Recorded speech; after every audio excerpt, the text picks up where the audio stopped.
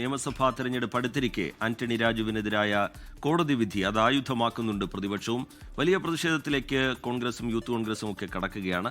തദ്ദേശ തെരഞ്ഞെടുപ്പ് തോൽവിക്കും ശബരിമല സ്വർണ്ണക്കൊള്ള വിവാദത്തിനും പിന്നാലെ LDFനെ പ്രതിരോധത്തിലാക്കി മുൻ മന്ത്രി ആന്റണി രാജുവിനെതിരായ കേസിലെ കോടതി വിധി. മേൽക്കോടതിയിൽ അപ്പീലിന് പോയാലും അടുത്ത നിയമസഭാ തെരഞ്ഞെടുപ്പിൽ ആന്റണി രാജുവിന് മത്സരിക്കാനുള്ള അവസരം ലഭിക്കില്ല എന്നാണ് വിലയിരുത്തൽ.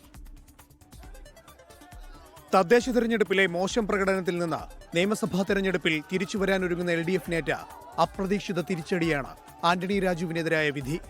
തലസ്ഥാന നഗരത്തിൽ സിറ്റിംഗ് MLA ഇല്ലാതെ LDF നിയമസഭാ തെരഞ്ഞെടുപ്പിനെ നേരിടേണ്ടി വരും.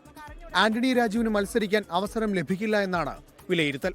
വിധിക്കെതിരെ മേൽക്കോടതിയിൽ അപ്പീൽ നൽകുമെങ്കിലും ശിക്ഷാവിധി കുറയ്ക്കുന്നതിൽ നിയമസഭാ തെരഞ്ഞെടുപ്പിന്റെ നടപടിക്രമങ്ങൾക്ക് മുമ്പായി തീരുമാനമുണ്ടാകാൻ സാധ്യതയില്ലെന്നാണ് കരുതുന്നത്. 2006 ഇതേ കേസിന്റെ പേര് പറഞ്ഞായിരുന്നു VS അച്യുതാനന്ദൻ ആന്റണി രാജുവിനെ മത്സരിപ്പിക്കാൻ പാടില്ല എന്ന നിലപാടെടുത്തത്. പിന്നീട് 2016 ജനാധിപത്യ കേരള കോൺഗ്രസ് രൂപീകരിച്ച് ആന്റണി രാജു വീണ്ടും LDFലെത്തി. പക്ഷേ അപ്പോഴേക്കും VS അച്യുതാനന്ദൻ പാർട്ടിയിൽ കരുത്തനല്ലാതായി മാറിക്കഴിഞ്ഞിരുന്നു. പിണറായി വിജയന്റെ പൂർണ്ണ പിന്തുണയോടെ 2016 മത്സരിച്ച് പരാജയപ്പെട്ടെങ്കിലും 2021 ആന്റണി രാജു മണ്ഡലം തിരികെ പിടിച്ചു.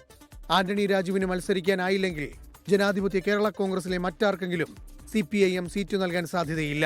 സീറ്റ് CPIM ഏറ്റെടുക്കാനും സാധ്യതയുണ്ട്. 24 തിരുവനന്തപുരം.